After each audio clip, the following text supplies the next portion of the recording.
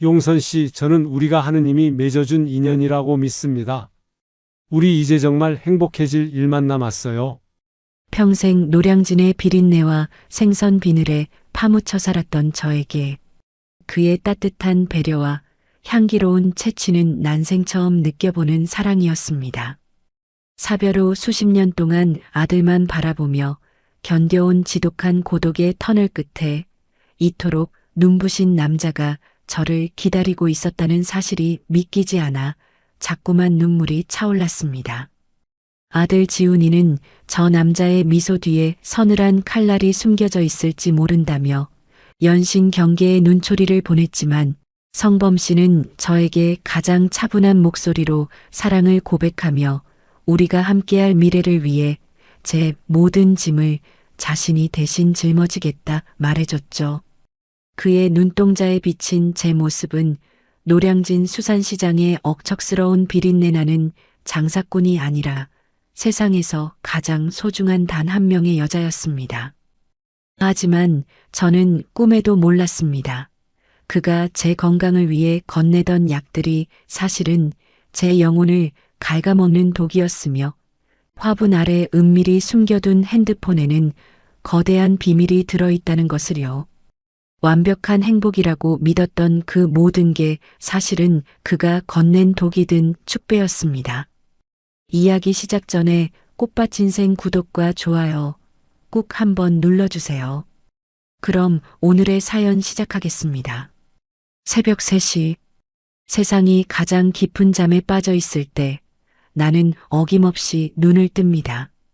몸마디마디가 삐걱거리는 소리를 내지만 66년을 살아온 이 몸뚱이는 이미 기계처럼 움직이죠. 찬물로 세수를 하며 거울 속에 나를 봅니다. 눈가에 깊게 패인 주름은 노량진의 거친 파도가 새겨놓은 훈장 같은 것입니다. 서둘러 집을 나서며 성호를 긋습니다. 성부와 성자와 성령의 이름으로 아멘. 오늘도 무사히 하루를 버티게 해달라는 기도는 이제 숨쉬는 것만큼이나 당연한 습관이 되었어요. 노량진 수산시장의 새벽은 비린내와 활기로 가득합니다. 바닥에 고인 차가운 물 위로 상인들의 급한 발걸음이 스치고 경매사의 거친 목소리가 천장을 때리죠. 나는 내 일터인 작은 좌판 앞에 섭니다. 가장 먼저 하는 일은 칼을 가는 것입니다. 숫돌에 칼날을 밀 때 나는 스르륵 소리는 내 정신을 깨우는 알람 소리와도 같아요. 칼끝이 날카롭게 바로 서야 생선의 살점이 으깨지지 않고 매끄럽게 발라집니다. 내 인생도 이 칼날처럼 늘 팽팽하게 날이 서 있어야 했습니다. 남편을 먼저 보내고 혼자 힘으로 아들 지훈이를 키워내려면 마음의 칼날이 무뎌지는 순간 무너질 수밖에 없었으니까요. 광어 한 마리를 집어 올립니다. 파닥거리는 놈의 꼬리를 강하게 누르고 단숨에 제압합니다. 뼈와 살이 분리되는 그 감각이 손바닥을 타고 전해집니다. 옆 좌판의 영자 언니가 수다를 떨며 다가오네요. 70세가 넘은 나이에도 목소리 하나는 시장 제일입니다. 용선이 너는 어째 칼질이 갈수록 독해지냐? 살살해 생선이 무서워서 도망가겠다. 영자 언니의 농담에 나는 그저 살짝 미소만 지어 보입니다. 대답할 기운도 아껴서 장사에 쏟아야 하거든요. 그때 시장 상인회장이 어깨를 으스대며 지나갑니다. 저 양반은 늘 체면이 우선이죠. 우리 같은 상인들이 겪는 고충보다는 시장의 겉모습이 깨끗해 보이는 것에만 혈안이 되어 있습니다. 윤 사장, 오늘도 고생이 많네. 아, 그리고 요즘 원산지 표기 신경 좀 써요. 괜히 구설수 오르면 시장 전체가 피곤해지니까. 그의 말투에는 은근한 압박이 서려 있습니다. 나는 말없이 고개만 까닥입니다. 속으로는 내 물건만큼 깨끗한 게 어디 있다고 저런 소리를 하나 싶지만 굳이 입 밖으로 내어 분란을 일으키지 않습니다. 시장은 그런 곳입니다. 억울해도 참고 더러워도 웃어 넘겨야 자리를 지킬 수 있는 법이죠. 오전 5시쯤 되었을까요? 단골 상인들이 하나둘 모여듭니다. 수십 년을 봐온 얼굴들이라 눈빛만 봐도 무엇을 원하는지 압니다. 횟감을 가져가며 몇 마디 덕담을 나누는 이 시간이 유일하게 내가 사회와 연결되어 있다는 느낌을 줍니다. 가끔 순찰을 도는 파출소 김 형사가 들러 인사를 건넵니다. 용선 이모, 요즘 몸은 좀 어떠세요? 무거운 거 너무 들지 마시고요. 아, 그리고 요즘 시장 근처에 이상한 놈들이 기웃거린다는 소문이 있어요. 어르신들 꼬드겨서 돈 뜯어내는 사기꾼들 조심하세요. 김 형사의 말에 나는 대수롭지 않게 대답합니다. 걱정 마요, 형사님. 내 코가 석자라 남의 말 들을 시간도 없어. 사기꾼이 와도 내가 썰어버릴 생선인 줄 알걸?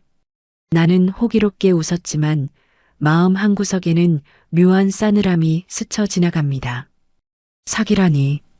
평생 땀 흘려번 돈을 가로채는 인간들이 있다는 사실이 새삼 무섭게 다가옵니다.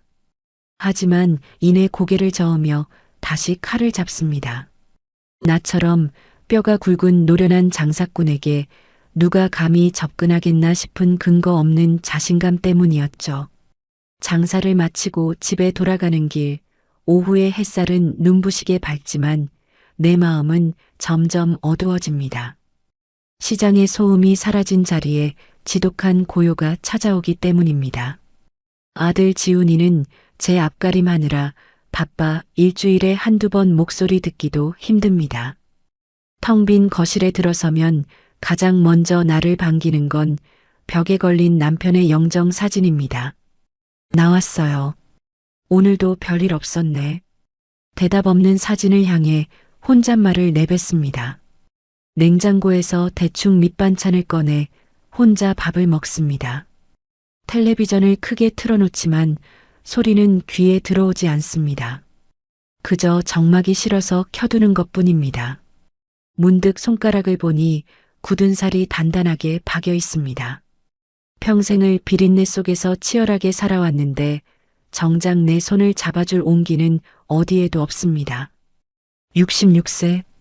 누군가는 인생의 황혼이라 부르며 여유를 즐길 나이라지만 나에게 남은 건 내일 새벽에 또다시 갈아야 할 칼날뿐입니다. 자식을 지키기 위해 그리고 지금은 강인한 엄마로 살기 위해 아등바등 버텼는데 문득 이 집에 나 혼자 남겨졌다는 사실이 견딜 수 없이 무겁게 느껴집니다. 아들 지훈이는 늘 말하죠. 엄마가 병날까봐 걱정된다고 제발 무리하지 말라고요. 하지만 지훈이가 모르는 게 있습니다. 사람이 가장 무서울 때는 매를 맞을 때가 아니라 아무도 나를 쳐다보지 않을 때라는 것을요. 저녁 미사를 드리러 성당으로 향합니다. 성당 안은 따뜻하고 평화롭습니다. 제대 앞에 앉아 무릎을 꿇습니다. 이곳에서만큼은 노량진의 억척스러운 용선이가 아니라 하느님의 어린 양이 됩니다. 하지만 기도를 올리면서도 내 마음은 자꾸 밖으로 겉돕니다. 주님, 제가 너무 욕심이 많은 건가요? 제가 지금의 제 삶에 만족하지 못하는 걸까요? 성당 지인들은 나를 참 단단하고 신앙심 깊은 사람이라고 칭찬하지만 그 속엔 외로움에 찌든 한 여자가 울고 있다는 걸 아무도 모릅니다. 그 모습을 들키지 않으려고 그리고 그 외로움을 온전히 내려놓고 싶어 더 간절히 기도를 드리지도 모르겠습니다. 미사를 마치고 성당 마당을 나오는데 차가운 밤바람이 옷깃을 파고듭니다. 장갑을 끼려다 그만 바닥에 떨어뜨리고 말았습니다. 허리를 숙여 장갑을 주우려는데 누군가 나보다 먼저 장갑을 집어듭니다. 여기요, 손 시리겠어요. 낯선 남자의 목소리였습니다. 고개를 들어보니 인자한 미소를 지은 한 남자가 서 있습니다. 깔끔한 옷차림에 예의 바른 태도. 그가 건네는 장갑을 받으며 내 손끝이 살짝 떨렸습니다. 아주 찰나의 순간이었지만 오랫동안 잊고 지냈던 사람의 온기가 느껴지는 것 같았습니다. 아, 감사합니다. 내 목소리가 평소보다 조금 가늘게 떨려 나왔습니다. 그는 가볍게 목례를 하고는 어둠 속으로 걸어갔습니다. 나는 한참 동안 그 자리에 서서 남자가 사라진 방향을 바라보았습니다. 집으로 돌아와 침대에 누웠지만 잠이 오지 않습니다. 성당 앞에서 마주쳤던 그 남자의 눈빛이 자꾸만 잔상처럼 남았거든요. 시장통에서 억센 상인들을 상대하며 평생을 보낸 저에게 그렇게 부드럽고 정중한 태도는 낯설다 못해 이질적이게 느껴졌습니다. 하지만 이내 쓸데없는 생각하지 말고 자잘하는 생각에 잠을 청합니다. 내일 새벽에도 다시 시장의 문을 열어야 하니까요. 새벽을 깨우는 공기는 여전히 차가웠고 비린내 나는 일터의 일상은 어김없이 반복되었습니다. 그러다 일주일쯤 지났을까요? 평일 저녁 미사를 마치고 나오는데 성당 입구 근처에서 누군가 저에게 말을 거는 목소리가 들렸습니다. 자매님, 오늘도 뵙네요. 뒤를 돌아보니 지난번 제 장갑을 주워주었던 그 남자였습니다. 남자는 정갈한 코트를 입고 은은한 미소를 지으며 서 있었어요. 가까이서 보니 제가 기억했던 모습보다 더 혈색이 좋고 인상이 아주 깨끗했습니다. 저도 모르게 옷매무새를 다듬으며 대답했습니다. 어머, 지난번에는 정말 감사했어요. 남자는 사람 좋은 웃음을 터뜨리며 품격 있게 대답했습니다. 실은 제가 이번에 이쪽 구역으로 전입을 왔거든요. 성범이라고 합니다. 강성범이에요. 그는 자신을 퇴직하고 지금은 연금을 받으며 조용히 신앙생활을 하는 사람이라고 소개했습니다. 그의 말투는 마치 잘 닦인 유리알처럼 매끄러웠고 단어 하나하나에는 배려가 묻어났습니다. 우리는 성당 앞 벤치에 잠시 앉아 대화를 나누게 되었어요. 성범은 제 손을 슬쩍 보더니 안타까운 표정을 지었습니다. 이런 날씨에 기도 끝나고 나오면 손이 참 시리죠? 하느님이 오늘은 제 손을 쓰셔서 자매님께 따뜻한 차라도 한 잔 대접하라고 하시는 모양입니다. 그 말이 참 이상했습니다. 평소 같으면 모르는 사람이 건네는 친절에 벽부터 세웠을 텐데 그가 내뱉은 하느님이라는 단어가 제 경계심을 무장해제시켰습니다. 우리는 근처 찻집으로 자리를 옮겼습니다. 성범은 제가 노량진에서 생선 장사를 한다는 사실을 알고는 대단하다며 치켜 세웠어요. 혼자서 아드님을 훌륭하게 키워내시고 일에 성당 봉사까지 하시다니 정말 존경스럽습니다. 요즘 세상에 용선 씨처럼 심지가 굳은 분을 뵙기 힘들거든요. 누군가에게 이런 인정을 받아본 게 얼마만인지 모르겠습니다. 아들 지훈이는 늘 저더러 이제 그만 고집 피우고 쉬라고만 했지 제 삶이 위대하다고 말해준 적은 없었으니까요. 성범의 칭찬은 가뭄난 논바닥에 내리는 단비처럼 제 마음의 갈증을 해소해 주었습니다. 저는 저도 모르게 지훈이의 직장 이야기부터 먼저 떠난 남편과의 사별 후에 느꼈던 적적함까지 술술 털어놓고 말았습니다. 성범은 제 이야기를 단 한 번도 끊지 않고 진지하게 들어주었습니다. 그저 고개를 끄덕이며 제 눈을 가만히 응시해 줄 뿐이었죠. 그날 이후 성범은 제 일상 속으로 자연스럽게 스며들었습니다. 그는 제가 일하는 노량진 수산시장에도 불쑥 나타나곤 했습니다. 새벽 장사가 한창인 시간 가장 지치고 고단할 때 그는 따뜻한 캔커피나 비타민 음료를 들고 제 좌판 앞에 섰습니다. 용선 씨, 잠시 쉬어가면서 하세요. 몸 상하면 큰일입니다. 주변 상인들의 시선이 집중되었습니다. 특히 수다 떨기 좋아하는 영자 언니의 눈이 번뜩였죠. 영자 언니는 성범이 자리를 뜨자마자 제 옆으로 바짝 다가와 속삭였습니다. 야, 용선아. 저 양반 누구냐? 아주 번듯하게 생겼네. 옷에도 귀티가 잘잘 흐르고. 무슨 관계야 대체? 저는 쑥스러워 손사래를 쳤지만 속으로는 싫지 않은 기분이었습니다. 성범은 시장 사람들에게도 아주 싹싹하게 굴었습니다. 상인회장을 만나면 정중하게 고개를 숙이며 인사했고 언니들에게는 고생한다며 간식을 챙겨주기도 했어요. 사람들은 모두 입을 모아 성범을 칭찬했습니다. 용선 자매님, 성범 형제님 정말 진국이더라. 이 나이에 그런 신사분이 없어. 성당 지인들의 이런 말들이 제 귀에 박힐수록 제 마음속에 남아있던 마지막 경계의 빗장마저 사르르 풀려나갔습니다.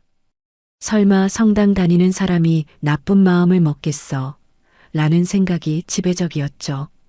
하지만 아들 지훈이는 달랐습니다. 가끔 집에 들른 지훈이에게 성범의 이야기를 꺼내자 지훈이의 얼굴은 순식간에 굳어졌습니다. 엄마, 요즘 세상이 얼마나 험한데 그래요. 성당 다닌다고 다 좋은 사람 아니에요. 그 아저씨 연금 받는다는 거 서류로 확인해 봤어요? 집은 정말 본인 명에 맞대요? 제발 사람 너무 믿지 마세요. 아들의 날선 반응에 저는 버럭 화를 냈습니다. 너는 엄마를 그렇게 못 믿니? 이 나이 먹도록 장사하면서 사람 볼 줄도 모를까봐? 엄마가 힘들 때 유일하게 손 내밀어준 사람이라고. 지훈이는 답답하다는 듯 한숨을 내쉬었지만 저는 오히려 아들이 야속하게만 느껴졌습니다. 제 외로움을 돈으로 환산하려는 아들보다 제 상처를 어루만져주는 성범이 훨씬 더 가족처럼 느껴졌거든요. 성범은 점점 더 적극적으로 저에게 다가왔습니다. 그는 자신을 반대하는 지훈이에게도 호기심을 갖고 늘 안부를 물어주었습니다. 지훈이가 다니는 은행이 어디인지, 연봉은 어느 정도인지, 그리고 저의 노후 준비 정도에 대해서도 은근슬쩍 물어왔죠. 하지만 그 질문들은 너무나 자연스러워서 저도 솔직하게 제 상황을 털어놓았죠. 오히려 저를 걱정해주는 마음에서 나오는 조언처럼 들렸거든요. 용선 씨, 아드님이 은행에 계시면 돈 관리는 철저하시겠네요. 그래도 나중을 생각해서 자가주택명의 같은 건 확실히 해두셔야 합니다. 그래야 용선 씨가 노후에 큰 소리치며 사실 수 있어요. 어느 주말 미사를 마치고 성범과 함께 성당 뒷길을 산책할 때였습니다. 그는 제 손을 조심스럽게 잡으며 말했습니다. 용선 씨, 남은 인생 우리 서로의 의지가 되어주면 어떨까요? 거창한 거 말고 그저 아침에 눈 떴을 때 인사하고 저녁에 같이 기도할 수 있는 사람. 제가 그런 사람이 되고 싶습니다. 그의 고백은 너무나 완벽했습니다. 지나치게 뜨겁지도 차갑지도 않은 적당한 온도의 진심이 느껴졌어요. 저는 그의 손을 마주 잡으며 고개를 끄덕였습니다. 제 가슴 속에서 억눌려 있던 외로움이 눈물로 터져 나오려 했습니다. 참으려 노력했지만 저는 이내 감격의 눈물을 흘리고 말았죠. 성범은 제 눈물을 닦아주며 아주 따뜻한 표정으로 미소를 지으며 저를 따스하게 안아주었습니다. 용선 씨, 하느님이 맺어준 인연이라고 믿습니다. 우리 이제 정말 행복해질 일만 남았어요. 그의 단호한 말투에 저는 마법에 걸린 듯 그의 세상으로 빨려 들어갔습니다. 사랑이라는 감정이 이토록 눈을 멀게 하는 것인지 66년을 살면서도 처음 알았습니다. 성범 씨와 교제하기 시작한 지 3개월이 지났을 무렵 제 일상은 온통 분홍빛으로 물들어 있었어요. 새벽 3시 어김없이 일어나는 고단한 일과였지만 이제는 무거운 몸을 일으키는 것이 괴롭지 않았습니다.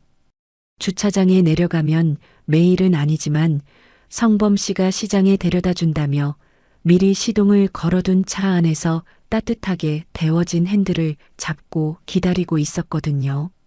그는 제가 노량진에 도착할 때까지 제 손을 꼭 잡고 기도를 해주었습니다. 그 손길이 너무나 따뜻해서 평생 생선 가시와 얼음에 베이고 얼었던 제 마음이 봄눈 녹듯 사라지는 기분이었습니다. 우리의 연애는 거침이 없었습니다. 낮에는 시장 근처 맛집을 찾아다니며 데이트를 했고, 저녁에는 함께 성당에 가서 미사를 드렸죠. 성범 씨는 늘 제 가방을 들어주었고, 제가 계단을 오를 때면 뒤에서 받쳐주었습니다. 그런 세심한 배려를 받을 때마다 저는 제가 다시 20살 젊은이가 된 것만 같았어요. 시장 상인들 사이에서도 우리 이야기가 파다했습니다. 영자 언니는 부러움 섞인 목소리로 저를 놀려댔죠. 용선아, 너 아주 얼굴에 꽃이 피었다. 성범 씨가 너를 아주 여왕 대접을 하더만. 우리 남편은 생선 대가리 하나도 안 챙겨주는데 넌 전생에 나라를 구했나 봐. 영자 언니의 말에 쑥스럽게 웃으면서도 어깨가 으쓱해지는 건 어쩔 수 없었습니다. 하지만 시장의 모든 시선이 곱기만 한 건 아니었습니다. 누군가는 제가 남자에 빠져 장사에 소홀해진 것 아니냐며 은근히 눈치를 주었고, 옆 자판의 경쟁 상인은 우리가 다정하게 지내는 모습을 보며 혀를 차기도 했습니다. 재혼이라는 게 이 나이에 무슨 주책이냐는 수군거림이 등 뒤에서 들려올 때도 있었지만 성범 씨는 그런 저를 다독여 주었습니다. 용선 씨, 남들의 시선에 갇혀 살기엔 우리에게 남은 시간이 너무 아까워요. 우리 나이엔 내일 일을 알 수 없잖아요. 행복할 수 있을 때 최선을 다해 행복해야죠. 그의 말은 논리적이었고 또 설득력이 있었습니다. 우리 나이엔 시간이 없다는 그 말이 제 마음을 급하게 만들었죠. 만난 지 6개월 되었을 무렵 성범 씨는 조심스럽게 합가 이야기를 꺼냈습니다. 혼자 사는 집이 적적하지 않으냐며 서로의 온기를 나누며 살자고 말이죠. 저도 내심 바랐던 일이었기에 고개를 끄덕였습니다. 하지만 가장 큰 산은 아들 지훈이었습니다. 주말 저녁 지훈이를 집으로 불렀습니다.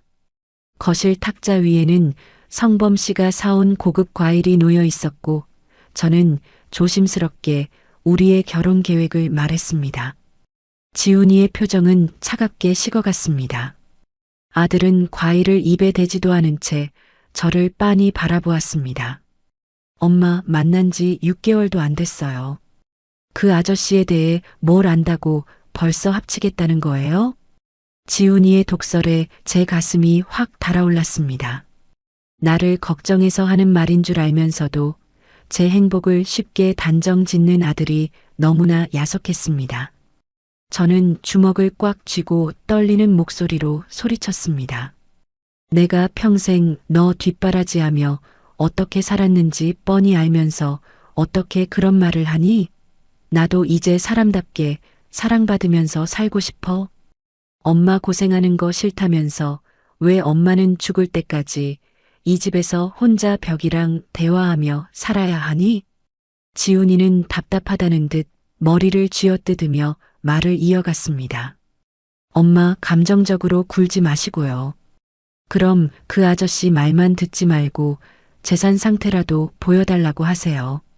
통장 내역이나 전세 계약서라도 한번 확인하자고요. 제가 보면 금방 알아요. 저에게 그것은 성범 씨와의 순수한 사랑을 모욕하는 파렴치한 요구로 느껴졌습니다. 저는 자리에서 일어나 현관문을 가리켰습니다.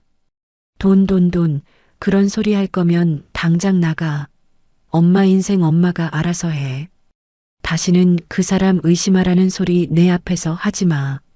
지훈이는 어이없다는 표정으로 집을 나갔고 저는 거실 바닥에 주저앉아 엉엉 울었습니다. 그때 성범 씨에게서 전화가 왔습니다. 제 울음소리를 듣자마자 그는 한 걸음에 달려왔습니다. 그는 아무 말 없이 저를 꼭 안아주었죠. 그의 품에서 전해지는 안정감에 저는 지훈이가 했던 모든 의심을 머릿속에서 지워버렸습니다. 성범 씨는 제 등을 토닥이며 속삭였습니다. 용선 씨, 아드님 마음도 이해해요. 갑자기 나타난 제가 어머니를 뺏어간다고 생각하겠죠. 하지만 시간이 지나면 진심을 알아줄 겁니다. 혼인 신고 먼저 하고 차근차근 준비해요. 그렇게 만난 지 6개월이 되었을 즈음 성범 씨는 조용히 짐을 싸서 제 집으로 들어왔습니다. 저희는 사람들에게는 떡을 돌렸고 시장 상인들은 물론 성당 식구들 모두 우리를 축복해 주었습니다. 비록 아들의 축복은 받지 못했지만 저는 세상에서 가장 행복한 신부가 된 기분이었습니다. 성범 씨가 챙겨온 살림살이들이 제 집 안 곳곳에 자리를 잡았습니다. 그의 옷이 제 옷장 옆에 걸리고 그의 칫솔이 제 칫솔 옆에 놓이는 것을 보며 저는 비로소 완성된 삶을 사는 것 같았습니다. 저녁이면 우리는 나란히 앉아 내일의 기도를 드렸습니다. 성범 씨는 제 손을 잡고 하느님께 감사 인사를 올렸습니다. 저를 만나게 해주셔서 감사하다고 남은 생을 저를 위해 바치겠노라고 말이죠. 그 목소리는 너무나 경건해서 감히 의심의 틈이 끼어들 자리가 없었습니다. 시장의 비릿한 냄새가 옷에 배어 있어 내가 냄새나지 않냐고 툴툴거릴 때면 성범 씨는 항상 향기로운 방향제와 다녀온 뒤 바로 목욕할 수 있는 임욕제를 준비해 두었습니다. 제가 욕조에 몸을 담그면 밖에서 은은한 음악을 틀어주곤 했죠. 그런 배려는 저에게 있어 단순한 호의를 넘어선 진짜 사랑이었습니다. 시장통에서 거친 말과 칼날을 휘두르며 살던 용선이가 아니라 사랑받고 보호받는 연약한 여자가 된 기분이었으니까요. 하지만 지훈이와의 관계는 갈수록 악화되었습니다. 지훈이는 안부 전화를 할 때마다 뼈 있는 말을 던졌습니다. 엄마, 그 사람이랑 혼인신고는 했어요? 아직 안 했다면 서두르지 마세요. 지훈이의 목소리는 제 귀에 경보음처럼 들렸습니다. 아들이 엄마의 행복을 진심으로 기뻐해주지 않는다는 사실이 너무나 고통스러웠고 그 고통은 고스란히 성범 씨에 대한 집착으로 변했습니다. 보란 듯이 잘 사는 모습을 보여줘야지, 내 선택이 틀리지 않았다는 걸 증명해야지 하는 마음이 저를 지배했습니다. 성범 씨는 그런 저의 마음을 너무나 잘 알고 있었습니다. 지훈 씨도 참 걱정이 많네요. 하지만 용선 씨, 우리는 어렵게 맺어진 인연이잖아요. 세상의 잣대로 우리를 보지 말아요. 제가 다음 주에 제 재산 정리해서 보여드릴게요. 저도 제 모든 걸 당신에게 맡기고 싶거든요. 성범 씨의 그 한마디는 지훈이의 모든 의심을 단숨에 잠재울 만큼 강력했습니다. 자신의 재산을 보여주겠다니 이보다 더 확실한 믿음이 어디 있겠어요? 저는 그가 보여준 서류들을 보며 나도 그에게 이제 내 것들을 공유해도 되겠다는 생각이 들었습니다. 그가 먼저 이렇게 나를 믿고 다가와 줬으니까요. 시장의 새벽 공기는 차가웠지만 제 가슴은 뜨거웠습니다. 좌판 옆에서 성범 씨가 건네준 뜨거운 보리차를 마시며 저는 영자 언니에게 자랑하듯 말했습니다. 언니, 나 요즘 정말 살 것 같아. 지훈이 아빠 죽고 나서 이렇게 마음 편한 적이 없었어. 영자 언니는 부러워하면서도 한편으로는 걱정스러운 눈빛을 보냈습니다. 그래, 용선아. 좋긴 하겠는데. 그래도 돈 문제는 내가 꽉 쥐고 있어야 해. 아무리 부부라도 주머니는 따로 차는 게 요즘 세상이야. 하지만 저는 언니의 조언도 귀담아 듣지 않았습니다. 사랑에는 조건이 없어야 한다고, 계산하는 것은 진정한 사랑이 아니라고 스스로를 합리화하기 시작했습니다. 성범 씨는 시장 상인들과도 친분을 쌓으며 저의 사회적 지위까지 높여주었습니다. 상인회장이 제 좌판을 지나갈 때마다 윤 사장, 신랑 참 잘 얻었어. 사람이 품격이 있더라고라며 칭찬을 아끼지 않았으니 제 자신감은 하루가 멀다 하고 높아졌죠. 며칠 뒤 저는 성범 씨는 저를 위해 근사한 저녁 식사를 준비했습니다. 젊었을 때 이후 몇십 년 만에 마시는 와인 잔을 기울이며 그는 제 손을 잡았습니다. 용선 씨, 이제 우리 정말 한 가족이 된 것 같아요. 아들 지훈이도 조만간 우리를 이해해 줄 겁니다. 제가 그 아이의 마음을 돌릴 수 있도록 더 노력할게요. 그의 눈에는 이슬이 맺혀 있는 것 같았습니다. 저는 그 눈물을 믿었습니다. 저를 위해 아들과의 불화까지 감수하려는 그의 희생에 감동했습니다. 그날 밤 저는 그가 건네는 혼인신고 서류에 도장을 찍었죠. 이제 우리는 죽음이 우리를 갈라놓을 때까지 하나입니다. 그의 단호하고도 감미로운 선언에 저는 행복의 정점에 서 있다고 믿었습니다. 결혼하고 3개월이라는 시간이 흘렀습니다. 밖에서 보기에는 그저 평온하고 부러울 것 없는 재혼 부부였죠. 남편은 여전히 세상에 둘도 없는 다정한 사람이었습니다.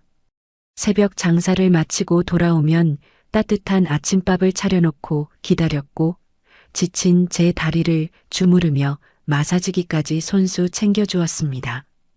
거실 한쪽에 나란히 앉아 기도를 할 때면 저는 하느님이 저에게 주신 마지막 축복이 바로 이 사람이라고 확신하며 감사 기도를 올렸습니다.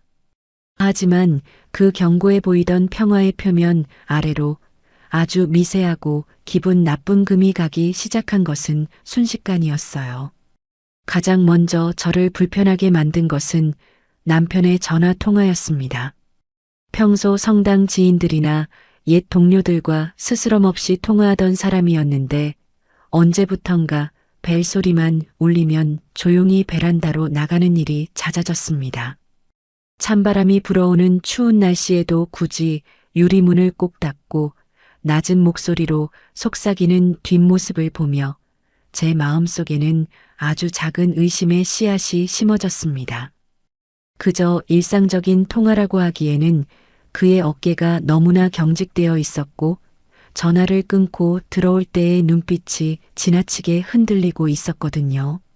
어느 날은 거실 탁자 위에 놓인 제 통장과 도장을 정리해 주겠다며 말을 꺼냈습니다. 여보, 당신은 장사하느라 바쁘니까 내가 만기 날짜랑 이유를 꼼꼼하게 정리해 줄게요. 나중에 잊어버리지 않게 비밀번호랑 같이 한 곳에 모아두는 게 좋겠어요. 당신 요즘 자꾸 깜빡깜빡하니까. 그의 목소리는 너무나 상냥했고 눈빛은 진심으로 저를 걱정하는 듯 보였습니다. 하지만 이상하게도 그 순간 제 등줄기에 서늘한 기운이 스쳤습니다. 평생 시장에서 돈을 만지며 살아온 감각이 저에게 경고를 보내는 것 같았어요. 저는 웃으며 대답했지만 손끝은 가늘게 떨리고 있었습니다. 고마워요. 그런데 내가 오랫동안 쓰던 방식이 있어서 천천히 해도 괜찮아요. 나중에 같이 봐요. 아직은 내가 할 여력이 있으니까. 남편의 얼굴에 아주 잠깐 찰나의 순간이었지만 서늘한 그늘이 스쳐 지나갔습니다. 하지만 그는 곧바로 인자한 미소를 지으며 제 손을 잡았죠. 균열이 확신으로 바뀐 것은 그로부터 며칠 뒤 깊은 밤이었습니다. 화장실에 가려고 일어났는데 거실 쪽에서 낮은 목소리가 들려왔습니다. 베란다 문틈 사이로 남편의 뒷모습과 목소리가 들려왔어요. 그는 어둠 속에서 누군가와 은밀하게 통화하고 있었습니다. 평소의 부드러운 목소리는 간대없고 아주 낮고 거친 목소리였습니다. 그래, 노량진은 지금 정리 중이야. 거의 다 왔어. 정리만 끝나면 바로 떠날 거니까 조금만 기다려. 돈만 들어오면 끝나는 문제라고 했잖아. 노량진. 남편이 뱉은 그 단어들은 마치 날카로운 칼날처럼 제 가슴을 찔렀습니다. 그에게 노량진은 제 일터이자 제 삶의 터전인데 그는 마치 처리해야 할 물건처럼 그 이름을 부르고 있었습니다. 저라고 칭하진 않았지만 묘한 불안감에 숨이 턱 막혔습니다. 심장이 터질 듯이 뛰기 시작했고 입술은 바짝 말라붙었습니다. 당장 문을 열고 누구냐고 소리치고 싶었지만 저는 제 입을 틀어막고 어둠 속에 몸을 숨겼습니다. 기도를 올릴 때면 그렇게 경경하던 남편의 목소리가 지금은 날카롭고 비열하게 들렸습니다.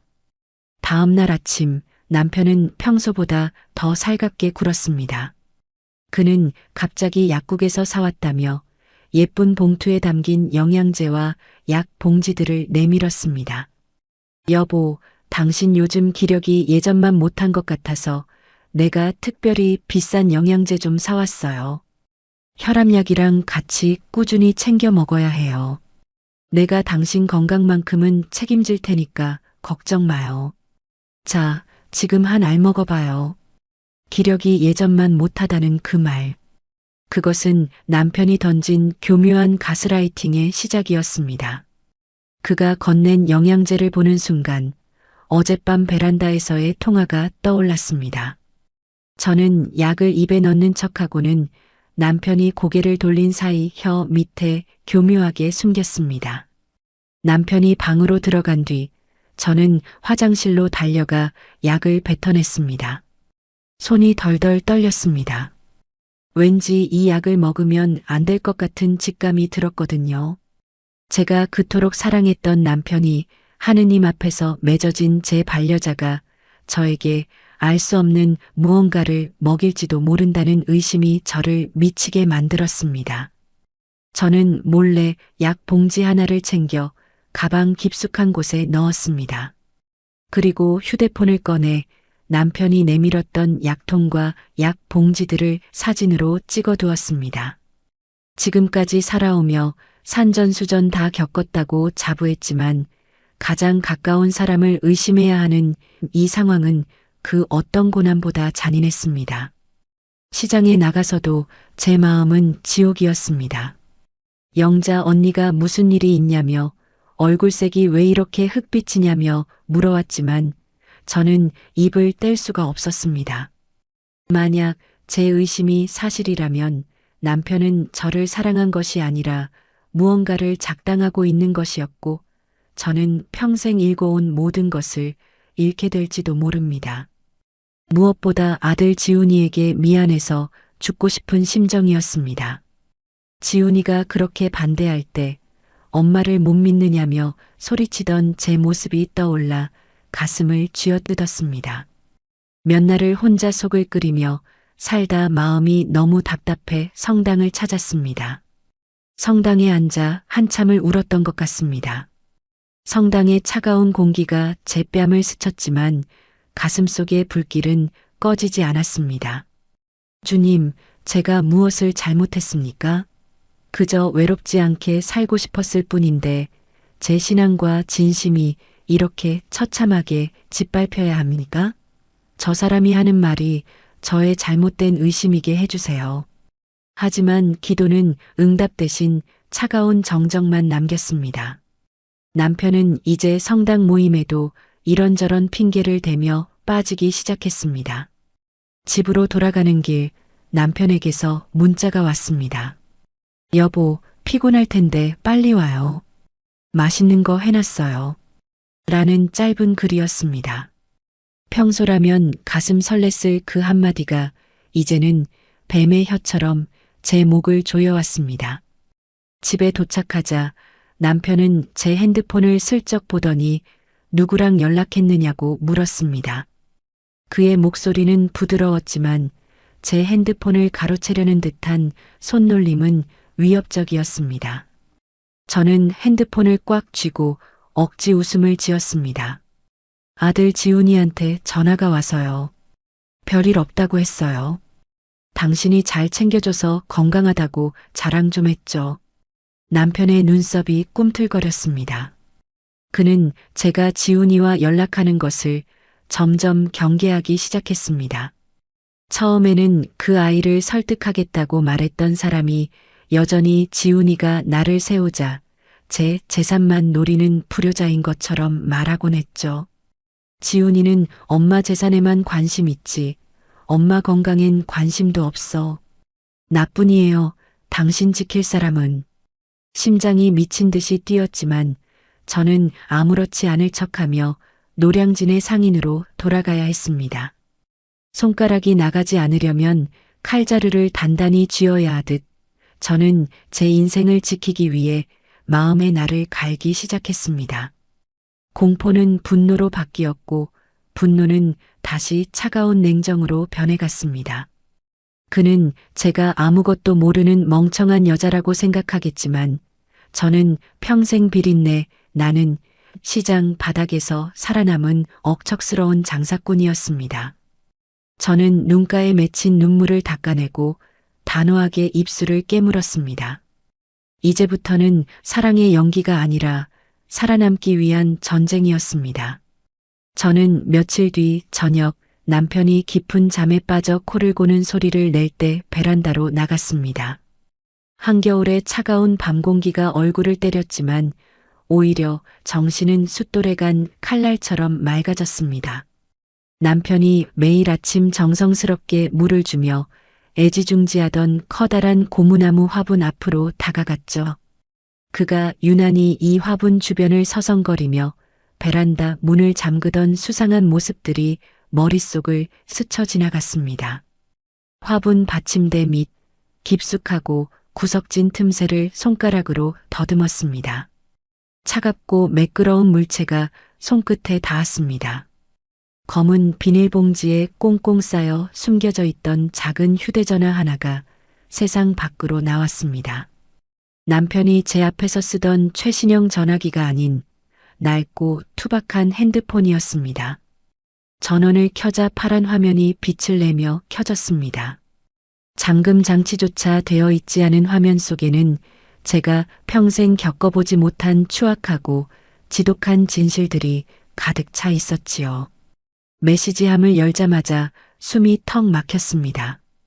누군가와 공모하여 저를 노량진이라고 부르며 주고받은 대화들, 그리고 갤러리 깊숙한 곳에서 발견한 한 장의 사진. 그것은 7년 전 경찰청에서 발행한 수배 전단이었습니다. 사진 속에는 지금보다 조금 더 젊지만 분명한 남편의 얼굴이 있었어요. 이름은 강성범이 아닌 조성범. 죄명은 상습사기. 머릿속이 하얗게 비워졌습니다. 제가 사랑하고 믿었던 내 인생에 찾아온 축복이라고 믿었던 남편은 이 세상에 존재하지 않았습니다. 제 곁에 있는 남자는 제가 노량진에서 평생 생선가시에 찔리며 모은 돈을 낚아채기 위해 나타난 굶주린 사기꾼일 뿐이었죠. 당장이라도 거실로 뛰어나가 잠든 그의 멱살을 잡고 112를 누르고 싶었습니다. 떨리는 손으로 전화번호 3자리를 눌렀다가 멈췄습니다. 여기서 지금 당장 신고하면 그는 교묘한 말장난으로 빠져나갈지도 모릅니다. 도망치면 그만일 것이고 제 가슴의 상처는 그 누구도 보상해주지 않겠죠. 저는 대포폰 속의 모든 증거를 제 휴대전화로 촬영했습니다. 메시지 내용, 수배 전단 사진, 통화 기록까지 하나도 빠짐없이 선명하게 담았습니다. 그리고 다시 비닐에 싸서 화분 밑 원래 자리에 두었어요. 방으로 돌아와 침대에서 자는 남편을 내려다보았습니다. 천사 같은 얼굴로 잠들어 있는 그 악마를 보며 저는 생전 처음 느껴보는 소름 끼치는 냉기를 느꼈습니다. 이제 공포는 사라졌습니다. 그 자리에 남은 것은 아주 지독하고 단단한 결심뿐이었습니다. 다음 날 오전 저는 시장에 나가는 대신 아들 지훈이를 만났습니다. 평소라면 시장에 있어야 할 제가 갑자기 아침부터 전화를 하자 바쁘다며 전화를 피했을 아들도 제 목소리가 심상치 않다는 걸 느꼈는지 한 걸음에 달려왔어요. 지훈이 앞에 제가 찍은 사진들을 내밀었습니다. 지훈이는 사진을 보자마자 얼굴이 불그락푸르락해지더니 당장 경찰서로 가자며 제 팔을 끌어당겼습니다. 저는 아들의 손을 뿌리치고 단호하게 말했습니다. 아니, 지훈아. 지금 신고하고 저놈 도망가면 끝이야. 나는 저 인간의 악행을 여기서 아주 확실하게 끝내고 싶어. 지훈이는 엄마가 미쳤다며 펄펄 뛰었지만 제 눈빛을 보고는 이내 고개를 숙였습니다. 은행원인 지훈이는 그날부터 제 조력자가 되기로 했어요. 우리는 가장 먼저 돈줄부터 묶었습니다. 제 명의로 된 모든 통장의 이체 한도를 최대로 낮추고 단 1원 한 푼이라도 빠져나가면 제 휴대전화뿐만 아니라 지훈이의 전화로도 즉시 알림이 오도록 설정했습니다. 공동인증서와 비밀번호도 싹 바꿨습니다. 이미 초반에 남편의 재산 내역을 보고 저 역시 제 재산과 몇 가지 비밀번호를 공유한 상황이었기에 제 통장에 접근하지 못하도록 철저히 차단했습니다. 그 다음 행선지는 법률구조공단이었습니다. 예약된 시간에 맞춰 상담실에 들어가니 말수 적고 논리적인 변호사가 저를 기다리고 있었어요.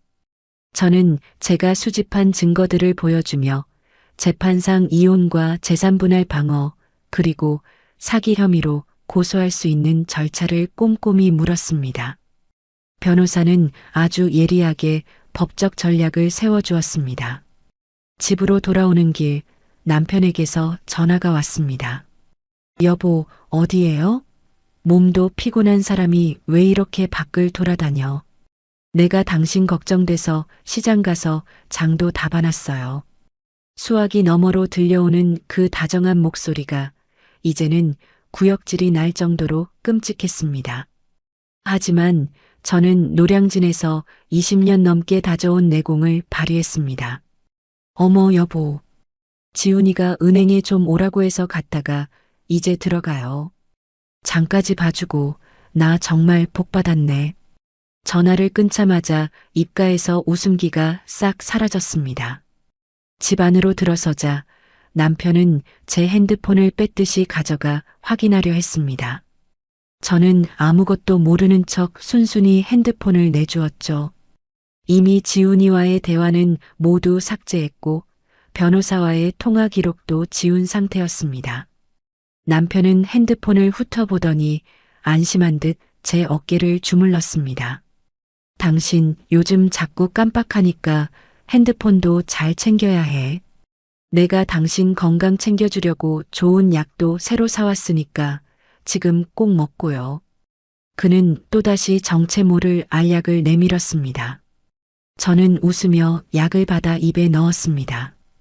그리고 남편이 고개를 돌려 주방으로 가는 찰나 혀 밑에 숨겼던 약을 소파 깊숙한 틈새로 뱉어냈습니다.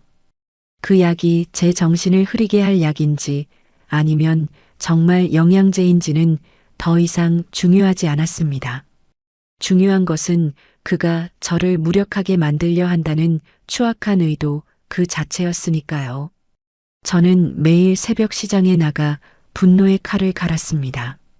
예전에는 그저 생선을 잡기 위해 칼을 갈았다면 지금은 제 인생을 갉아먹으려는 저 인간을 끊어버리기 위해 마음에 칼날을 세웠습니다.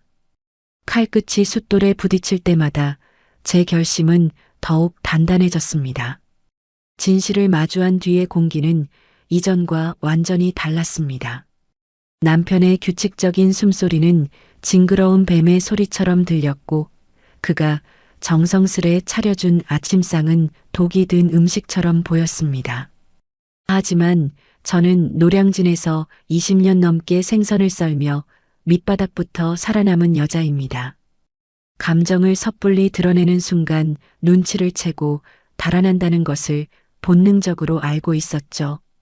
저는 아무것도 모르는 척 여전히 눈이 먼 순진하고 어리숙한 아내의 가면을 썼습니다.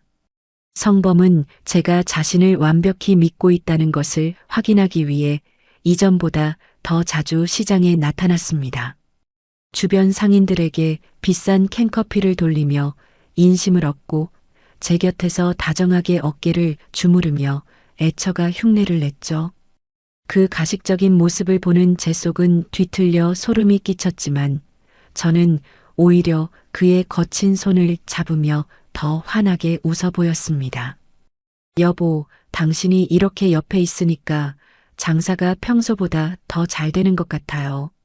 사람들도 당신 같은 신사가 우리 시장에 들어와서 품격이 올라갔다고 칭찬이 아주 자자해요. 제 입에 발린 칭찬에 성범의 눈빛이 탐욕으로 번들거리며 반짝이는 것을 저는 절대로 놓치지 않았습니다. 그는 이제 제가 자신의 손바닥 안에서 완전히 놀아나고 있다고 믿는 모양이었어요. 그는 은근슬쩍 새로운 투자처가 생겼다느니 고수익을 보장하는 공동구매권이 있다느니 하며 급히 돈이 필요한 상황을 흘리기 시작했습니다. 저는 그때마다 세상에서 가장 순종적인 표정을 지으며 조심스럽게 대답했습니다. 당신이 하는 일인데 내가 무슨 토를 달겠어요? 당신 식견이 나보다 훨씬 높잖아요. 하지만 내 통장들이 지금 지훈이네 은행에 다 묶여 있어서 정리가 좀 필요해요. 여보, 혹시 당신 명의로는 안 되나요? 당신 이름으로 주도해서 하면 내 마음이 훨씬 더 든든할 텐데 말이에요. 성범은 그 말을 듣자마자 당황한 기색을 숨기지 못하며 황급히 말을 돌렸습니다. 자신의 명의는 과거의 화려한 사기 전력 때문에 도저히 쓸 수 없다는 걸 스스로도 아주 잘 알고 있었겠죠. 그의 미세하게 떨리는 눈꺼풀과 굳어지는 인매를 하나하나 살피며 저는 다시 한번 확신했습니다. 이 남자는 오직 돈 앞에서만 살아 움직이는 추악한 괴물이라는 것을요. 아들 지훈이는 은행원다운 치밀함과 냉철함으로 움직였습니다. 그는 성범의 주민등록상 주소지를 역추적하고 과거 사기 사건의 피해자들이 모여있는 비밀 커뮤니티를 샅샅이 뒤졌습니다. 지훈이는 강성범이 가명이 아닌 본명 조성범으로 활동했던 지저분한 기록들을 하나씩 찾아내며 제 휴대폰으로 조용히 정보를 보내왔습니다. 엄마, 이 인간 정말 상습범 중에 상습범이에요.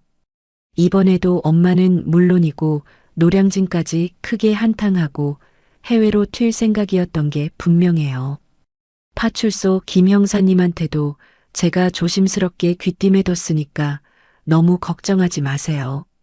지훈이의 든든한 지원 속에 저는 더 과감하게 움직였습니다. 그리고 저는 영자 언니에게만 이 사실을 털어놨습니다. 영자 언니는 시장의 가장 강력하고 빠른 정보원이었거든요. 우리 시장뿐 아니라 다른 곳에서도 장사를 한 경험이 많은 언니라 정보 수집력이 남달랐습니다. 언니는 저를 돕기 위해 특유의 수다를 떠는 척하며 성범의 과거 행적을 시장 밑바닥부터 뒤조사해 주었습니다. 용선아, 그 남자 말이야. 내가 좀 알아보니까 예전에 청량리 쪽에서도 아주 비슷한 짓을 했다는 소문이 파다해. 어떤 불쌍한 여자가 노후 자금 다 떼이고 시장 바닥에 주저앉아 대성통곡했다는데 설명 들어보니 딱 그 사람 같아. 너 정말 조심해야 해. 영자 언니가 가져다 준 실마리는 제가 추악한 진실의 퍼즐을 완성하는데 결정적인 도움이 되었습니다. 저는 떨리는 가슴을 억누르며 언니의 거친 손을 꼭 잡았습니다. 한편 성당 사람들은 우리를 여전히 하느님이 맺어주신 축복받은 재혼 커플로 바라보았습니다. 미사가 끝나고 성전을 나오는 길에 성가대원들이 저에게 다가와 다정하게 말을 걸었습니다. 용선 자매님, 성범 형제님 같은 점잖은 분 만나서 정말 다행이에요. 요즘 얼굴에 그늘이 싹 사라지고 꽃이 피었네. 너무 행복하시죠? 그 질문에 저는 아무런 대답도 하지 않았습니다. 그저 속을 도무지 알 수 없는 기묘하고 서늘한 미소만 지어 보였죠. 그 미소 뒤에는 저 남자가 사실은 짐승보다 못한 악마라는 걸 알면 어떤 표정을 지을까 하는 마음이었죠. 성범은 옆에서 더 독실한 신자인 척 연기하며 제 손을 꽉 잡고 사람들에게 머리를 숙여 인사했습니다. 그 위선적인 행동을 지척에서 지켜보는 제 인내심은 이미 한계에 다다르고 있었지만 저는 입술을 깨물며 끝까지 참아냈습니다.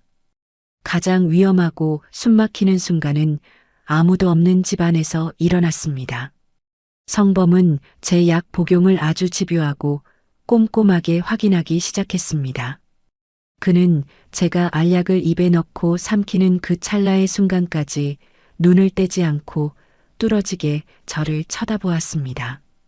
여보, 이거 꼭 먹어야 당신한테 좋아요. 당신 요즘 자꾸 이상한 소리하고 중요한 것도 자꾸 까먹잖아. 자, 얼른 물이랑 같이 삼켜요. 내가 당신 건강해지는 꼴을 봐야 마음이 놓여. 그의 목소리는 한없이 다정했지만 그 안에는 거절할 수 없는 강압적인 명령이 담겨 있었습니다. 저는 목구멍 깊숙이 알약을 밀어넣는 척하며 완벽하게 넘기는 척 연기했습니다. 매일같이 반복되는 이 목숨을 건 연기는 점점 더 무섭고 소름 끼쳤습니다. 만약 이걸 내가 실수라도 삼키면 무슨 일이 벌어질지 모르는 일이었으니까요.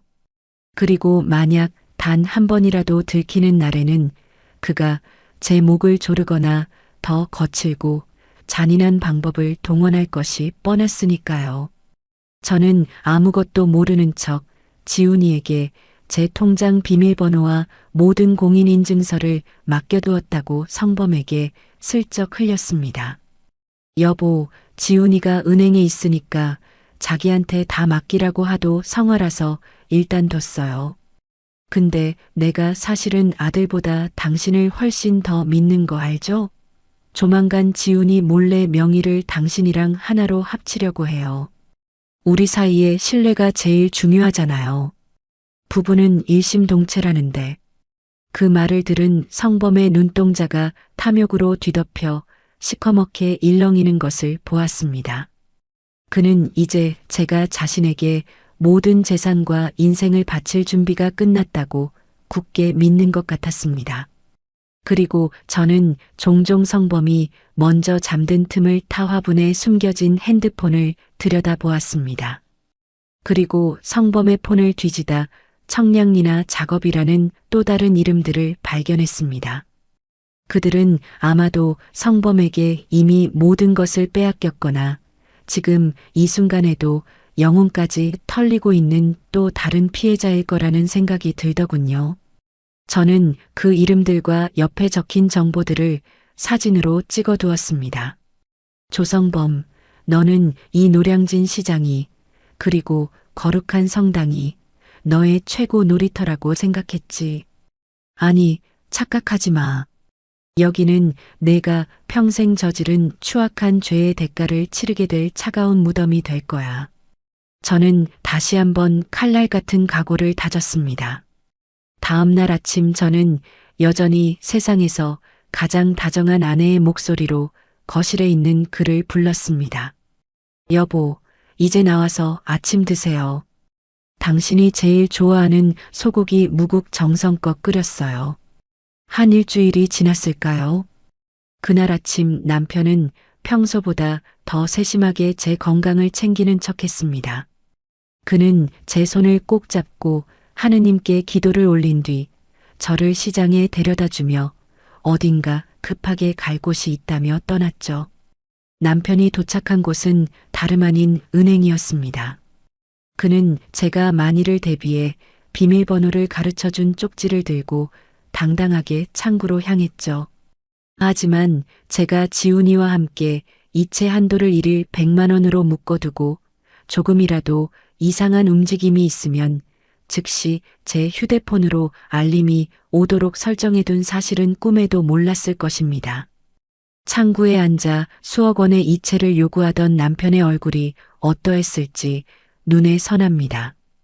잠시 후 제 휴대폰이 요란하게 울렸습니다. 출금 실패와 한도 초과 알림이 연속해서 들어왔죠. 은행 직원이 규정을 들먹이며 본인 확인이 필요하다고 말하는 동안 남편의 인내심은 바닥을 드러냈을 것입니다. 결국 그는 소득 없이 집으로 돌아갔겠죠. 그날 시장 일을 마무리하고 집에 들어가자 남편의 얼굴에는 평소에 인자하고 부드러운 미소는 온데간데 없었습니다. 거실에 앉아 있는 그의 눈은 핏발이 서 있었습니다. 저는 모르는 척 소파에서 일어나 다가갔습니다. 여보, 저 왔어요. 제 말이 끝나기도 전에 남편은 옆에 있던 가방을 바닥으로 내팽개쳤습니다. 그는 제 어깨를 거칠게 움켜쥐며 소리를 질렀습니다. 당신 나랑 장난해? 비밀번호가 틀리다고 하잖아. 그리고 이체 한도는 왜 이 모양이야? 당신 정말 치매 온 거야? 아니면 나를 골탕 먹이려고 작정한 거야? 그의 입에서 튀어나온 거친 욕설과 고함은 제가 알던 목소리가 아니었습니다. 그것은 베란다에서 대포폰을 들고 누군가와 은밀하게 통화하던 그 추악한 사기꾼 조성범의 진짜 목소리였죠. 저는 겁에 질린 연기를 하며 뒤로 물러났습니다. 여보, 그게 무슨 소리예요? 나는 당신이 하라는 대로 다 했는데. 내가 정말 요즘 정신이 없어서 잘못 적어줬나 봐요. 왜 그렇게 무섭게 소리를 질러요? 제 연기에 남편은 더 미친 듯이 날뛰었습니다. 그는 제 턱을 잡아 올리며 얼굴을 바짝 들이밀었습니다. 똑바로 들어, 이 여자야. 내가 당신 위해서 얼마나 공을 들였는데. 아침마다 그 비린내 나는 손 주물러주고 맛도 없는 밥 차려주면서 비위 맞춘 게 누군데 감히 나를 속여. 당장 은행 가서 한도 풀고 돈 이체해. 안 그러면 당신 정말 치매 환자로 몰아서 요양원에 처박아 버릴 테니까. 가면이 완전히 찢어지는 순간이었습니다. 그는 더 이상 독실한 신자도 아내를 끔찍히 여기는 따뜻한 남편도 아니었습니다. 오직 돈에 미쳐 여자 등쳐먹기만을 기다리는 존재일 뿐이었죠. 하지만 저는 떨리는 몸을 억누르며 속으로 생각했습니다. 그래, 이제야 본색을 드러내는구나. 저는 일부러 눈물을 흘리며 바닥에 주저앉았습니다. 남편은 저를 한심하다는 듯 내려다보며 가스라이팅을 멈추지 않았습니다. 당신 지금 제정신 아니야. 봐, 방금 한 약속도 기억 못하잖아. 내가 당신 위해서 영양제 챙겨주는 거, 그거 다 당신 머리 맑아지라고 하는 거야. 근데 당신이 내 뒤통수를 쳐? 당신 아들 지훈이? 그놈도 믿지 마. 그놈은 당신 재산만 노리는 불효자야. 오직 나만이 당신을 지켜줄 수 있다고. 그는 제가 삼키지 않고 뱉어냈던 그 약물들을 언급하며 저를 위협했습니다. 아마 그 약속에는 제 정신을 몽롱하게 만들 성분이 들어있었나 봅니다. 제가 그 약을 먹고 정신을 놓아야 자기 마음대로 재산을 가로챌 수 있었을 테니까요. 하지만 저는 이미 지훈이와 함께 파출소 형사에게 모든 상황을 알린 상태였습니다. 남편이 제 손목을 잡아 끌어 억지로 일으키려 할 때 현관 초인종이 울렸습니다. 남편은 흠칫 놀라며 동작을 멈췄습니다. 누구야, 이 시간에? 남편이 신경질적으로 문을 열자 그곳에는 노량진 파출소의 김 형사와 2명의 경찰관, 그리고 아들 지훈이가 서 있었습니다. 남편의 얼굴이 순식간에 하얗게 질렸습니다.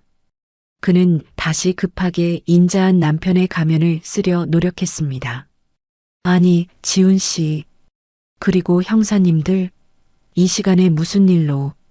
우리 집사람이 갑자기 몸이 안 좋아서 제가 좀 화를 내고 있었는데. 하지만 이미 늦었습니다. 김 형사는 남편의 말을 가차없이 자르며 수갑을 꺼내 들었습니다. 조성범 씨, 당신을 상습사기 및 약물관리법 위반 혐의로 긴급 체포합니다. 남편은 끝까지 발악했습니다. 형사들에게 팔을 휘두르며 제 쪽을 가리켰죠. 이거나, 저 여자가 미쳐서 그래요. 내가 얼마나 지극정성으로 돌봤는데. 저 여자가 치매라서 망상을 하는 거라고요. 그 처절한 외침을 들으며 저는 자리에서 천천히 일어났습니다. 그리고 눈물을 닦아내며 그에게 다가갔습니다. 제 눈빛은 더 이상 공포에 질린 늙은 여자가 아니었습니다. 저는 그의 눈을 똑바로 응시하며 단호하고 차가운 목소리로 말했습니다. 조성범 씨, 내가 노량진에서 몇십 년 동안 생선 배만 가른 줄 알아? 썩은 생선도 다 구별해낼 수 있다고. 썩은 건 냄새부터가 달라. 남편의 눈동자가 경악으로 커졌습니다. 제가 모든 것을 알고 있었다는 사실에 그는 할 말을 잃은 듯 입만 벙긋거렸습니다. 저는 그에게 한 걸음 더 다가가 쐐기를 박았습니다. 당신이 나한테 준 약들 단 한 알도 안 삼켰어. 그리고 베란다 화분 및 대포폰 이미 사진 다 찍어서 경찰한테 넘겼으니까 개수작 부리지 마. 남편은 경찰들에게 끌려나가면서도 저를 향해 저주를 퍼부었습니다. 하지만 그 목소리는 이제 아무런 힘이 없었습니다. 현관문이 닫히고 집안에는 정막이 찾아왔습니다. 아들 지훈이가 달려와 저를 꼭 안아주었습니다. 엄마 미안해요. 내가 더 일찍 엄마 마음을 알아줬어야 했는데. 고생하셨어요, 정말. 지훈이의 어깨에 기대어 저는 참았던 숨을 내뱉었습니다. 공포가 지나간 자리에는 묘한 통쾌함과 함께 지독한 공허함이 밀려왔습니다. 제가 사랑했던 그 다정한 미소는 모두 연기였다는 사실이 가슴을 후벼 팠습니다. 가면이 찢어진 그의 진짜 얼굴은 너무나 추악하고 보잘것없었습니다. 폭발하듯 터져나온 진실의 파편들이 이제야 제자리로 돌아가는 기분이었습니다. 끝났어. 이제 진짜 끝이야. 저는 나지막이 읊조리며 아들이 건네준 따뜻한 물을 마셨습니다. 노량진의 찬 새벽 바람보다 더 시렸던 재혼의 악몽이 그렇게 막을 내리고 있었습니다. 그 인간이 경찰에 끌려간 뒤 그가 남긴 배신의 흔적은 가슴 한구석을 송곳으로 후벼 파는 것 같았어요. 하지만 저는 주저앉아 울기만 할 여유가 없었습니다. 그가 사용하던 대포폰 속에는 저 말고도 청량리나 작업이라는 은어로 불리던 다른 이름들이 있었거든요. 저는 그들의 흔적을 따라가기로 했습니다. 이것은 단순한 복수를 넘어 그가 망가뜨린 다른 이들의 삶도 다시 되찾아줘야 한다는 사명감 때문이었습니다. 핸드폰에 적혀있던 주소 중 가장 먼저 찾아간 곳은 경기도 외곽의 한 요양시설이었습니다. 그곳에는 72살 오경숙 언니가 살고 있었죠. 대포폰 메시지 속에 기록된 주소와 이름만으로 간신히 찾아낸 언니의 모습은 처참했습니다. 한때는 단정했을 얼굴이 초점이 흐릿한 눈동자와 굽은 어깨로 변해 있었어요. 제가 조심스럽게 다가가 조성범의 사진을 보여주자 경숙 언니의 마른 손이 사시나무 떨듯 떨리기 시작했습니다. 경숙 언니는 조성범이 건네준 영양제라는 것을 매일 먹었다고 했습니다. 제가 뱉어냈던 그 약물이었습니다. 언니는 그 약 때문에 하루 종일 몽롱한 상태로 지냈고 기억이 지워지는 틈을 타 조성범은 언니의 전 재산인 3억 원을 가로챘습니다. 심지어 가족들에게는 언니가 중증 치매라며 속여 요양시설로 격리시켜버렸던 겁니다. 언니는 제 손을 잡고 아이처럼 엉엉 울었습니다. 용선 씨, 내가 바보였지? 그 사람이 약 챙겨줄 때 정말 나를 아껴주는 줄 알았어. 자식들도 나를 치매라고 믿는데 나 이제 어떻게 살아야 해? 언니의 울음소리가 가슴을 쳤지만 저는 언니의 어깨를 단단히 잡고 눈을 맞추었습니다. 아니요, 언니. 언니 잘못 아니에요. 바보는 그 사람이죠. 감히 우리 인생을 건드렸으니까요. 언니, 저랑 같이 싸워요. 언니가 가지고 있는 메모, 약 봉투 하나가 그 인간을 영원히 감옥에 쳐넣을 증거가 될 거예요. 경숙 언니의 흐릿했던 눈동자에 아주 작은 빛이 돌기 시작했습니다. 저는 언니가 몰래 숨겨두었던 낡은 수첩과 성분이 불분명한 약 봉지들을 챙겼습니다. 그것들은 단순한 물건이 아니라 조성범의 죄를 증명할 날카로운 증거였습니다. 그 다음으로 만난 사람은 62살 박선미 씨였습니다. 선미 씨는 저와 같은 시장 상인이었지만 지금은 시장을 떠나 작은 방에서 숨어 지내고 있었죠. 아들 결혼 자금을 불려주겠다는 조성범의 감언이설에 속아 2억 원을 투자했다가 한순간에 길거리에 나앉게 되었죠. 선미 씨는 처음 저를 봤을 때 문조차 열어주지 않았습니다. 자신을 사기당한 멍청이라고 자책하며 세상을 등지고 있었거든요. 가세요. 나한테 무슨 말을 듣겠다고 온 거예요? 나 때문에 우리 아들 장가도 못 가게 생겼는데 그 인간이라면 치가 떨리니까 그냥 가세요. 문틈 너머로 들려오는 절규에 저는 문을 두드리는 대신 조용히 제 이야기를 시작했습니다. 제가 노량진에서 어떻게 살아왔는지, 그리고 저도 그 사기꾼에게 속아 결혼까지 하고 전 재산을 털릴 뻔했다는 걸요. 한참 뒤에야 문이 열렸고 헝클어진 머리에 선미 씨가 나타났습니다. 겉으로는 강한 척 소리를 질렀지만 그 속은 시커멓게 타버린 재와 같았습니다. 저는 선미 씨의 거친 손을 잡았습니다. 선미 씨, 저도 당했어요. 그 인간 성당에서 하느님 팔아가며 나한테 접근했어요. 우리 인생 그렇게 쉽게 무너질 거 아니잖아요. 2억 원, 그거 아까워서라도 그놈 죗값 받는 꼴은 직접 봐야죠. 우리 같이 일어납시다. 선미 씨는 제 품에 안겨 한참을 통곡했습니다. 그 통곡은 자기 혐오가 아니라 억눌렸던 억울함의 폭발이었습니다. 선미 씨는 곧장 눈물을 닦고 일어섰습니다.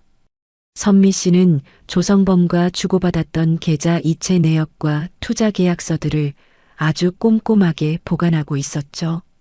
우리 세 여자는 법률구조공단의 변호사 사무실에 모였습니다. 말수 적고 논리적인 변호사는 우리가 가져온 증거들을 하나씩 구조화하기 시작했습니다. 경숙 언니의 흐릿한 기억은 제가 확보한 대포폰의 메시지와 교차 검증되었고, 선미 씨의 이체 내역은 조성범의 자금 흐름을 증명하는 결정적인 단서가 되었습니다. 혼자였다면 그저 운 나쁜 노인의 치매 증상이나 투자 실패로 치부되었을 일들이 세 사람이 모이자 치밀하고 조직적인 연쇄 사기가 되어 있었죠. 붙잡혀간 성범 측 변호사는 저에게 합의금을 줄 테니 고소를 취하하라는 협박 섞인 회유를 하기 시작했습니다. 하지만 저는 절대 흔들리지 않았습니다. 오히려 그럴수록 우리는 더 단단해졌습니다. 우리가 모인 자리는 결코 슬픔을 나누는 자리가 아니었습니다. 우리 같은 피해자가 더 이상 나오지 않기 위해 연대하는 자리였죠. 선미 씨가 가끔 나는 다시는 못 일어날 것 같아라며 약한 소리를 할 때면 저는 더 단호하게 몰아붙였습니다. 선미 씨, 정신 차려요. 그놈이 바라는 게 바로 그거예요. 우리가 주저앉아서 포기하는 거, 그놈이 감옥에서 호의호식하게 둘 거예요? 아들 결혼 자금, 그 돈보다 더 비싼 대가를 그놈 심장에 꽂아줘야죠. 제 호통에 선미 씨는 입술을 깨물며 고개를 끄덕였습니다. 우리는 더 이상 사기 피해자가 아니었습니다. 우리는 한 남자의 가면을 벗기고 그 추악한 민낯을 세상에 드러낼 심판자들이었습니다. 조성범은 구치소에서도 사람을 보내 우리를 감시하고 흔들려 했습니다. 하지만 우리는 혼자가 아니라는 사실만으로도 두려움을 이겨냈습니다. 경숙 언니의 수첩, 선미 씨의 통장, 그리고 제가 찍어둔 대포폰의 사진들. 이 모든 파편이 모여 조성범의 목을 죄는 밧줄이 되었습니다. 우리는 법정으로 향하는 복도에서 서로의 손을 꼭 잡았습니다. 비린내 나고 거칠었던 우리네 인생이 이토록 뜨겁게 연결될 줄은 꿈에도 몰랐겠죠. 제가 사랑이라고 믿었던 그 가짜 온기보다 고통을 함께 나누는 이들의 거친 손마디가 100배는 더 따뜻하게 느껴졌습니다. 경숙 언니, 선미 씨. 이제 시작이에요. 저 사기꾼 놈이 세상을 더럽힌 대가, 그리고 우리 인생을 우습게 본 대가를 똑똑히 치르게 해줍시다. 제 단호한 선언에 언니와 선미 씨가 결연한 표정으로 고개를 끄덕였습니다. 우리는 당당하게 법정 문을 열고 들어갔습니다. 판결이 내려지던 날 법정의 공기는 서늘했습니다. 피고인석에 선 조성범은 끝까지 고개를 들지 못했죠. 재판장은 그의 반복적인 사기 수법과 피해자들에게 약물을 투여해 정신을 혼미하게 만든 죄질이 매우 불량하다고 엄중히 꾸짖었습니다. 결국 그에게 내려진 형량은 우리에 관한 것뿐만 아니라 과거 사기까지 더해져 징역 15년이 선고되었습니다. 그 숫자가 울려 퍼지는 순간 제 옆에 앉아 있던 경숙 언니와 선미 씨는 서로의 손을 잡고 소리 없이 눈물을 흘렸습니다. 승리의 환호성이 터져 나올 줄 알았는데 막상 마주한 진실 뒤에는 지독한 허탈함이 밀려왔어요. 15년이라는 시간이 그가 앗아간 우리의 영혼과 피땀 흘린 돈을 다 보상해 줄 수 있을까 하는 의문이 가슴을 무겁게 짓눌렀습니다. 법정을 나오자 눈부신 햇살이 쏟아졌습니다. 하지만 제 가슴 한구석에는 여전히 지워지지 않는 깊은 흉터가 남아 있었습니다. 누군가를 온전히 믿고 사랑했던 그 시간이 사실은 치밀하게 계산된 거대한 연극이었다는 사실이, 그리고 독실한 신자로서 바쳤던 제 순수한 기도가 비웃음의 대상이었다는 사실이 자꾸만 저를 괴롭히며 제 마음을 공허하게 만들었습니다. 기쁨은 잠시 재판이 끝난 뒤 며칠 동안은 제대로 잠을 이룰 수 없었습니다. 눈을 감으면 조성범이 다정하게 웃으며 건네던 그 가짜 영양제가 떠오르고 성당에 앉아 있으면 그가 옆에서 응우조리던 위선적인 기도 소리가 환청처럼 귓가를 때렸거든요. 한동안 제 신앙은 뿌리째 흔들렸습니다. 하느님은 왜 저런 악마가 당신의 이름을 팔아 노인들을 사냥하게 내버려 두셨는지, 왜 평생 정직하게 살아온 사람들을 이토록 처참한 지옥으로 밀어 넣으셨는지 원망하고 또 원망했습니다. 성당도 나가지 않았고 일도 잠시 쉬면서 집에서 커튼을 친 채 어둠 속에 숨어 지냈습니다. 외로움을 달래려다 마주한 파멸의 끝에서 저는 다시는 그 누구에게도 마음의 빗장을 열지 않겠노라 차갑게 다짐했습니다. 그러던 어느 날 새벽 습관처럼 눈이 번쩍 떠졌습니다. 새벽 3시, 평생을 지켜온 제 몸의 시계가 다시 작동한 것이죠. 멍하니 천장을 바라보다가 문득 노량진의 그 지독한 비린내가 그리워졌습니다. 저는 주섬주섬 옷을 챙겨 입고 밖으로 나갔습니다. 오랜만에 마주한 새벽 장터의 공기는 여전히 차갑고 매서웠습니다. 하지만 그 시린 바닷바람이 오히려 저의 공허한 마음을 꽉 채우는 듯한 느낌을 받았습니다. 제 일터인 작은 좌판 앞에 서서 처박혀 있는 칼을 꺼내 들었습니다. 숫돌에 칼을 갈기 시작하자 스르륵 소리가 새벽의 정적을 깨뜨렸습니다. 그 소리는 마치 제가 살아있음을 알리는 심장 박동 소리처럼 들렸습니다. 용선아, 너 이제야 정신 차리고 나왔냐? 영자 언니의 목소리였습니다. 언니는 아무것도 묻지 않고 제 어깨를 투박하게 툭 쳤습니다. 그 거친 손길에 꽁꽁 얼어붙었던 제 마음이 조금씩 녹아내리는 기분이었습니다. 잠시 후 제 옆 빈 좌판에 낯익은 얼굴이 나타났습니다. 바로 선미 씨였습니다. 모든 것을 잃고 죽고 싶다던 선미 씨가 제 제안대로 시장에서 다시 장사를 시작해보기로 한 것이죠. 선미 씨는 서툰 솜씨로 앞치마를 두르며 제게 인사를 건넸습니다. 언니, 저 왔어요. 오늘 광어 어때요? 저 이제 장사 제대로 배워서 아들놈 결혼 다시 준비하려고요. 저 사기꾼 놈 때문에 내 인생 망치게 둘 순 없잖아요. 선미 씨의 맑은 눈을 보니 가슴이 뭉클했습니다. 힘내자며 먼저 독려했던 제가 재판이 끝나고 무너졌던 게 한편으로는 부끄럽기도 했습니다. 그렇게 우리는 사기 피해자라는 이름 대신 노량진 수산시장의 상인이라는 당당한 이름을 선택했습니다. 칼끝이 생선의 살점을 가를 때마다 저는 제 안의 후유증을 조금씩 털어냈습니다. 허탈함이 완전히 사라진 것은 아니었습니다.